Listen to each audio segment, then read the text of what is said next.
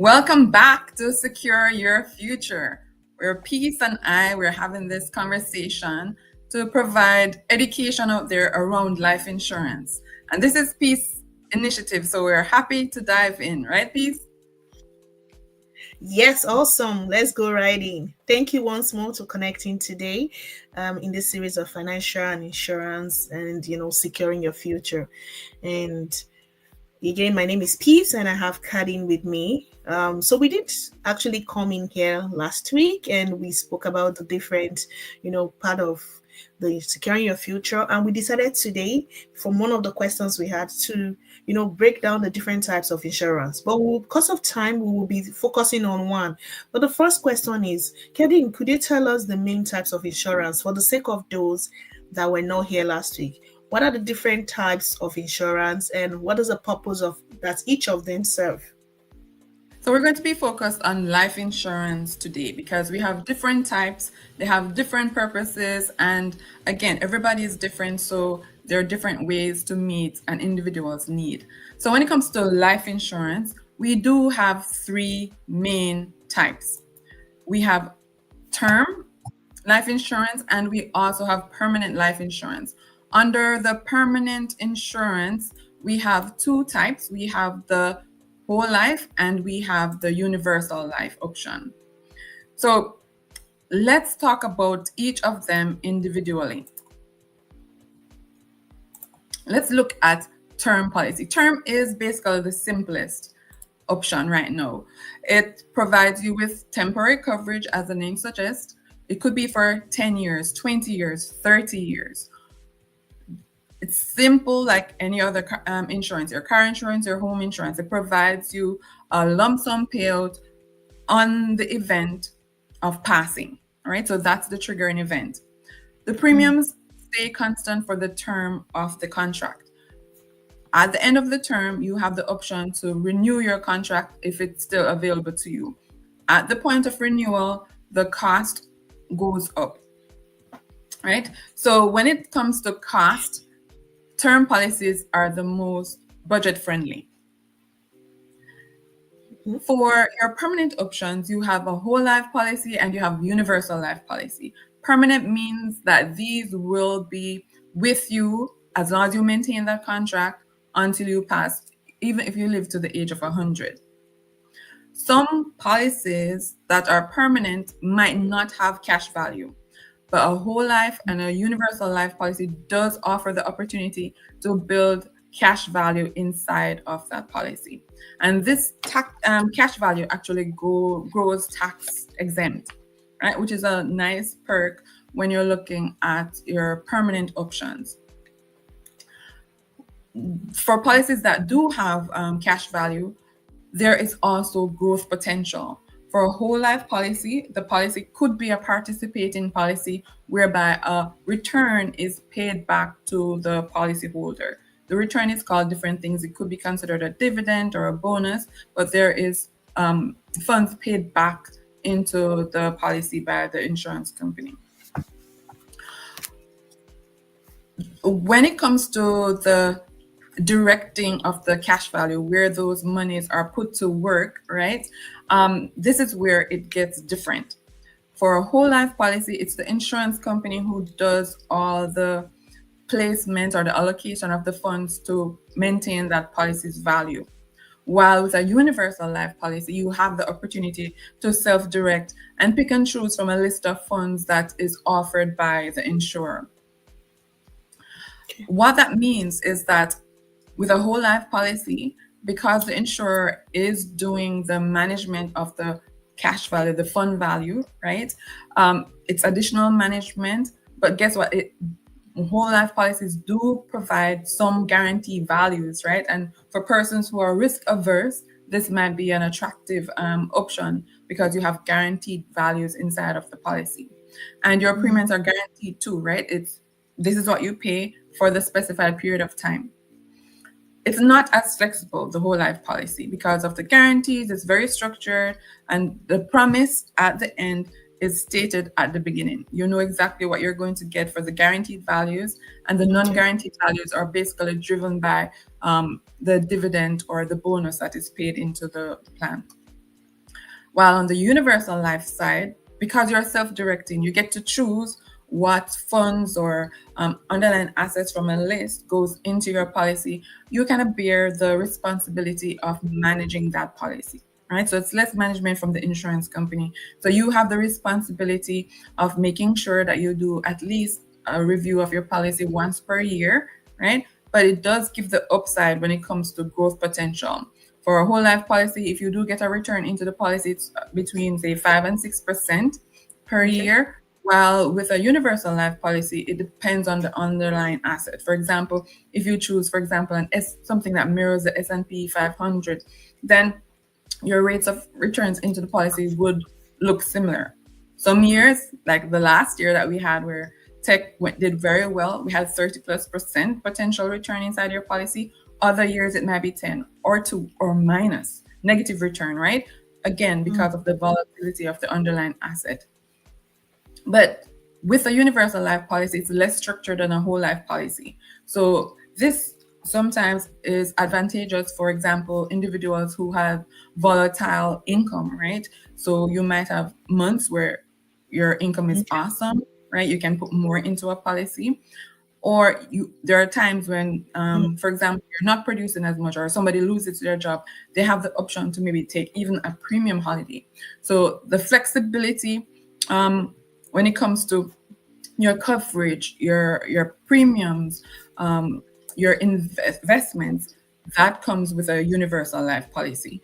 And the good thing is that we have these three options that basically can be tailored or be used to meet the need of a varying population. For individuals who budget is a main concern, guess what? A term policy or even a universal life policy could be an option for them.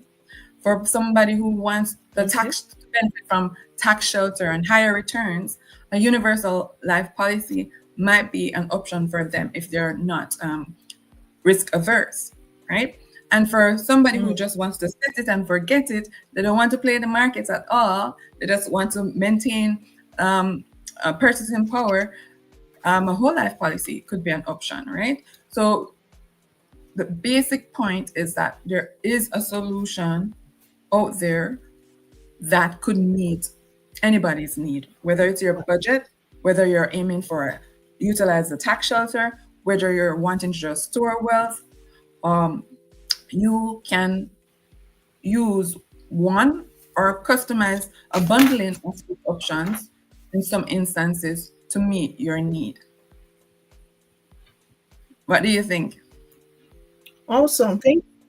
Yeah, it sounds great because I wanted to. That was one of the questions we, wanted to chip in to say, if a session I need, to have a flexible premium whereby, I want like this month I want to pay more than 50%, and next month, maybe because I have other plans, I don't have the funds.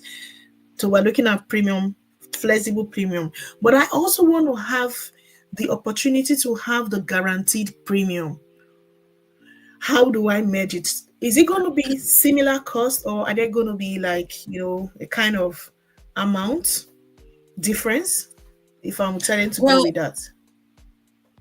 Just to clarify, when you choose a universal life policy, you still have a plan, right? You're still going to with a plan. You do have some flexibility as life changes, though. So it's not like you're going to vary your premiums every month.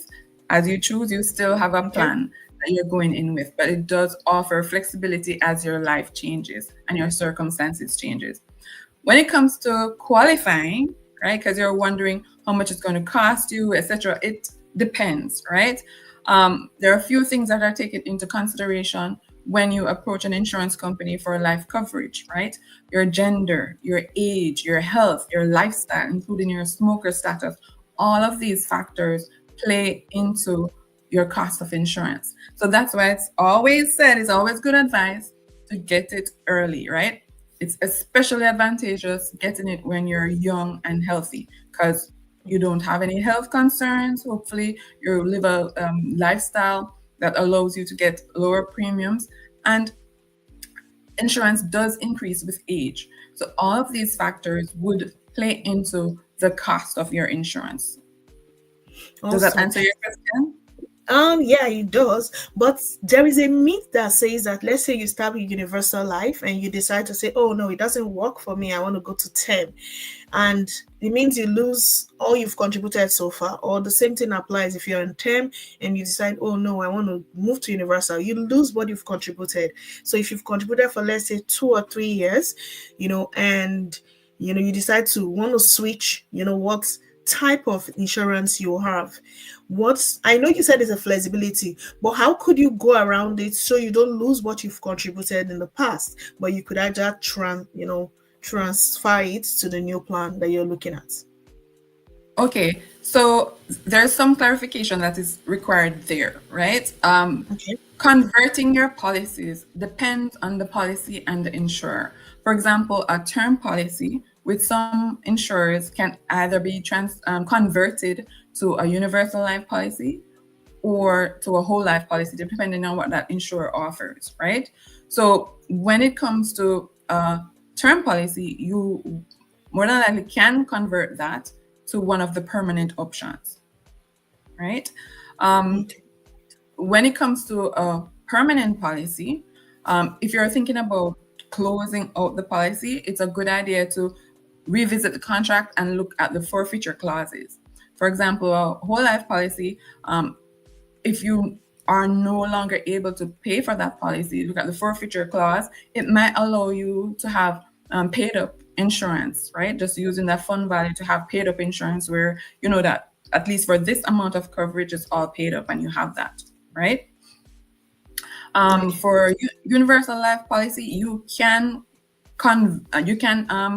change your face amount depending on what the contract allows, right? Some people are able to increase their coverage, reduce their coverage, right? But it's not a situation where you're changing from a permanent policy to a term policy, right? Okay. And I think that clarifies yeah. a bit. So this is something that, when we're choosing policy.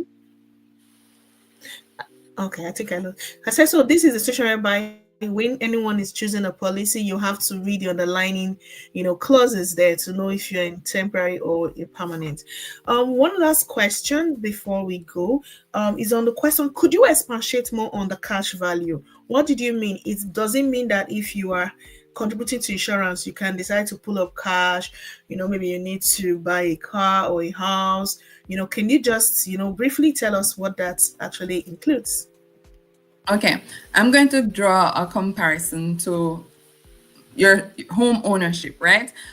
When you're renting a home, right, it's not yours, right? It's temporary. You can pack up and leave by giving notice, right? And then when you purchase a home, it's yours, right? And it's some people call it an asset, but you can build value there. There's some value that you hold there, right? You can sell it, you can pull out equity, etc. So I'd compare a term policy to renting, right? At the end of your lease, you might have to leave that premises. At the end of the term, if you don't renew or convert, you don't have coverage anymore, right? With a permanent policy, you are able to build an asset. You'll have it until you choose to let it go. And you can build an asset, a leverageable asset inside of your policy. By leveraging, I mean you can use it as security, right? To access funds in the future. Of course, you can withdraw it, but there are certain implications depending on how you choose to access your cash value, either through withdrawal, policy loan, or collateral loan. They each have different implications. But you're right.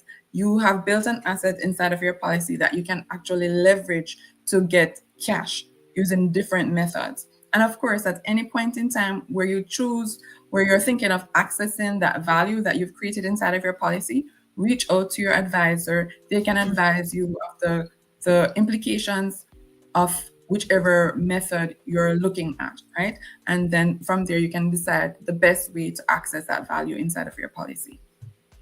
Awesome. I think that's a great point we might want to, talk about in our next series for next week, whereby we can actually access cash, when you need it and, maybe at an interest or whatever, you will tell us more on that next week. So I think at this note, yeah. Well, just to leave everybody with a point, right? Yeah. Again, there are Yeah. multiple options when it comes to life insurance. The term policy, I like to call it my no excuse policy, because this is the most budget friendly option. If you're young and healthy, you have somebody who depends on you, whether it is your kids, your spouse, your parents, have life insurance, because what that means is that if something happens to you, those dependents could suffer financially, right? And for sometimes for 10 for 20, 30, 40, or 50 bucks, you can have that life coverage, depending of course on your age, health, and lifestyle. You can have that life coverage that provides them with a peace of mind, right? So again, look at life insurance. It's one of the most basic, in my mind, and fundamental financial tools that we need to put to work for us. Awesome. Thank you. Thank you for that last words for today. And thank you, our listeners and everyone here that were trying to get more information. And we hope to see you again next week. Thank you, and do have a wonderful day and a great week. Bye. All right. Bye.